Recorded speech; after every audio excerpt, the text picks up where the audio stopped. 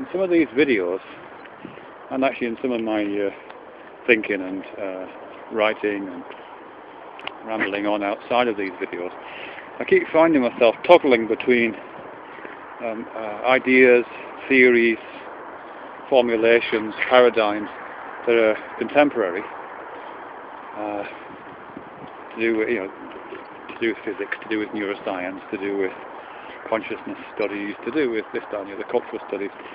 I keep toggling between that and then kind of knowledge which is pretty much out of date, really. I was making some videos this morning. I found myself referring to Blaise Pascal, and I've referred to Newton, and I've referred to Ptolemy and Copernicus. So I keep finding myself referring to scientists pre-17th century and philosophers pre-17th century as well, and occasionally theologians. And again, they're always pre-17th century as well, actually.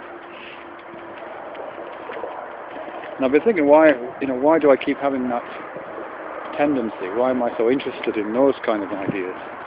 And I think what it is, I'm not sure about this, but I think what it is to do with that particular, well, what happened after the 17th century, what Kline called the mathematization of science. In a book, I think, called The Mathematization of Science, or maybe, no, it's called something else. It was a chapter in the book, anyway, called The Mathematization of Science. And what he talks about in that book is that the post-17th century, say after the death of Newton, there was, science effectively became essentially validated through mathematical means. So the proof of a theorem or an idea, the demonstration of that proof, was by recourse to mathematics, which is fine. It's been incredibly successful in terms of producing knowledge which is highly consistent, allows us to make fantastic predictions, allows has applications in technology and all those kind of things. So that's been very useful. But something, I think what's happened at that point is that mathematics has become a kind of layer of instrumentation between those findings and those ideas and lived experience.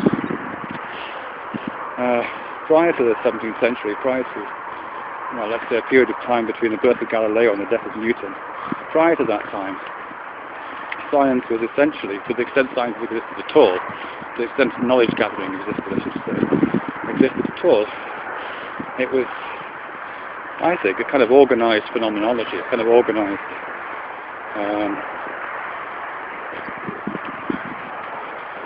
gathering of experience, a kind of aggregation of individual experience, pretty much direct individual experience, and the validation processes, because they weren't as effective as scientific validation processes. There was no such thing as falsification, there was no such thing as peer review, all that kind of stuff. The aggregation processes for that knowledge were sadly lacking. It was entirely down to, a piece of knowledge would stand or fall according to who said it, basically. So it was very linked into power structures, political power structures. It was very linked into things like patriarchy, very linked into just the cultural forces of the time, I think. But the origins of that knowledge seem to be, as I say, largely phenomenological. So the picture of the universe was like the picture of what it's like to stand in the midst of one's own experience, and the descriptions of forces and objects and entities and substances was all the language of direct experience. It was all the language of the four elements. It was all the language of pushing and pulling and three-dimensional space and all that kind of stuff, which is effectively the human sensory motive system turned into a way of structuring knowledge. But in a sense, although that's a kind of limiting factor, it's also, for me, kind of its strength, I think, or its interest. Because, prior to mathematization and the development of that level of, that layer of instrumentation, it was necessary to, everything kind of had to relate to the body. In fact, I think for a while, during the 17th century, there was almost a political movement within certain scientific practices that they be entirely demonstrable by mechanical means, as opposed to mathematical means.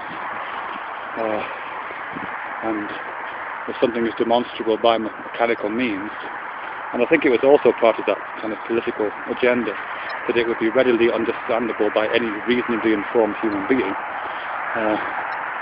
then it's pretty much reliant not on the instrumentation of mathematics, but on the instrumentation of the human sensorium. So again, it kind of throws itself back as a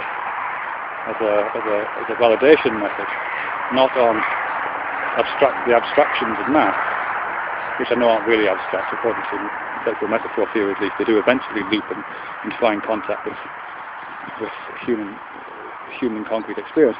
But without that kind of level of mathematics, the measuring of human experience was the human sensorium, the human sensory motor system, the human body. And so it is a kind of math, even a kind of science, a kind of knowledge gathering, even something like theology, the kind of knowledge gathering which I think kind of ultimately rests on phenomenology. And because I have this interest in phenomenology as a knowledge gathering mechanism, I think that's why I keep harking back to it in terms of quoting Pascal and Newton and theologians and Origen and Plotinus, maybe.